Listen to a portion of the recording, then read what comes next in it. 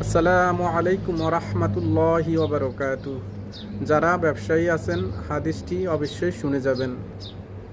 আন আবি সাঈদ রাদিয়াল্লাহু আনহু আনিন নবী সাল্লাল্লাহু আলাইহি ওয়াসাল্লাম قال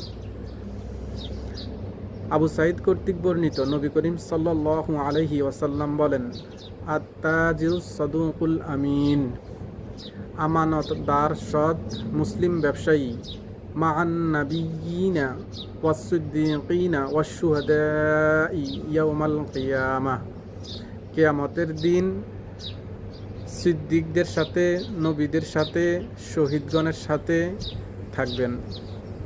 অর্থাৎ যে ব্যবসায়ী আমানতদার এবং সত্যবাদী, তিনি কিয়ামতের দিন নবীদের সাথে, সিদ্দিকগণদের সাথে এবং কি শহীদদের সাথে অবস্থান করবেন। সুবহানাল্লাহ। হাদিস রাওয়াহু তিরমিজি 1209।